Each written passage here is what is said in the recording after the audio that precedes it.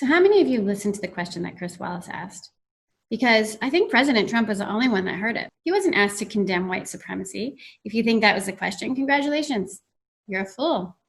First of all, they didn't ask him if he condemned white supremacy. That's incorrect. Headlines are wrong and misleading, and that's such a strong sign. That's how narrative works. I bet most of you don't even know what they were talking about, or that it was a totally different question than you even realized. You probably heard the word white supremacy, and would you condemn it? And that's probably the only words that you heard in that question. But Donald Trump heard the question. It's an unfair question that Wallace asked, though, and it was designed to fool you. So he wasn't asked if he condemned white supremacy. That's first. You didn't listen. And I'm going to go over the transcript with you so you can hear exactly what the question was. And I think you'll be very surprised when you learn the question. Does anyone actually listen or hear what they want you to believe and bait you with emotion? He was asked, quote, "You have repeatedly criticized the vice president for not specifically calling out Antifa and other left-wing extremist groups. But are you willing tonight to condemn white supremacists and militia groups and to say they need to stand down, not add to the violence in a number of these cities we saw in Kenosha, as we've seen in Portland? Are you prepared to specifically do that?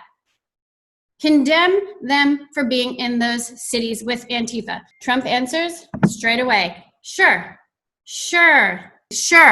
I'm willing to do that. But I would say almost everything I see is from the left wing, not from the right wing. I'm willing to do anything to see peace, Trump said.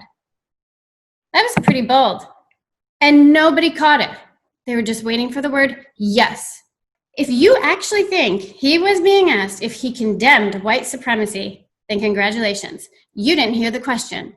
Of course he condemns white supremacy. He's written more laws that put these idiots in jail. How many times has Trump said, yes, he condemns white supremacy? Yes, they still ask the question designed to fool you and cause a stir, and it worked. Comparing Proud Boys to Antifa is like comparing mom and pop burger shops to McDonald's. There is no comparison, but it does take accountability off the left when it comes to the burning cities and try to share it with the right. We all know that's not comparable.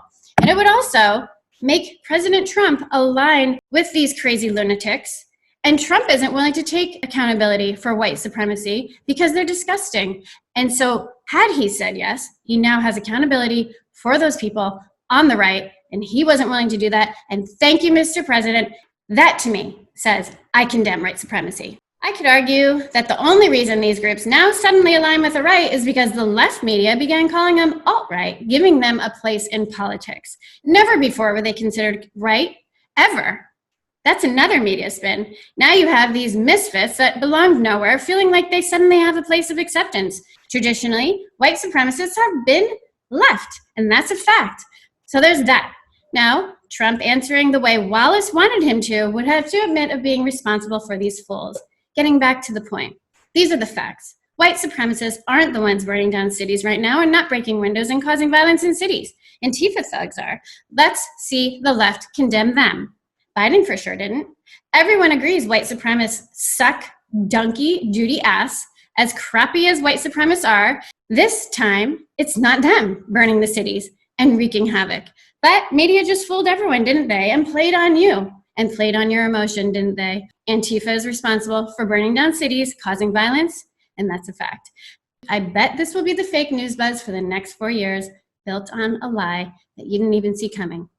Proud Boys is an all-male chauvinistic organization created by the far-left media mogul, CEO, and founder, Gavin McInnes of Vice Media. It has a presence in Canada and in the US and Australia, and is believed to have a total of 6,000 members worldwide. Proud Boys' website themselves proclaims, the Proud Boys confuse the media because the group is an anti-SJW, social justice warrior, without being alt-right. Western chauvinist, includes all races, religions, and sexual preferences.